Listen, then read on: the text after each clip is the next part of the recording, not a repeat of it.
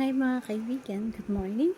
May tanong ako sa iyo. Are you walking by your faith or you walking by your sight? Paano mo sasagutin yan? That you work according to the will purpose of God in your life, or you're just walking, trusting, hoping that something turns out? Other people says trusting Him in every single day or single moment. And there is a desire to walk by faith. Most people, and they say they have to see it to believe it. And one of the reasons live out of the world of God, because they want to take the first step.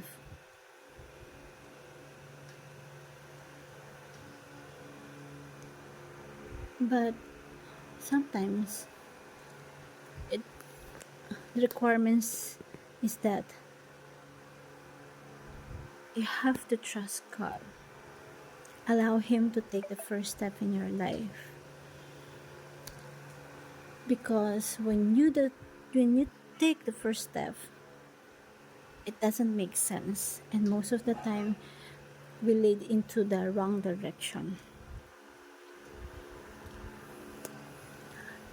If you follow the Lord and willing to listen to Him, and you're gonna be willing to trust Him even the things is very hard to understand, that is, you walk by your faith no matter what. That's why the question is, you walking by faith or you walking by sight? And alam naman natin na karamihan sa atin is walk by sight. To see is to believe. Kaya minsan mas napapahamak tayo kasi we wanted to take the first step in every situation of our life. Pero kapag you trust Him and wait a little longer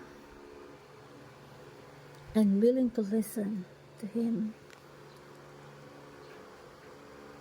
He will guide you in the right directions, wherein you realize at the end of the day, thank you, Lord, because you guide me.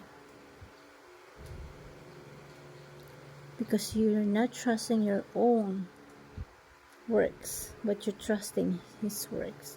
Hope you learned something. Thank you, everyone, and God bless.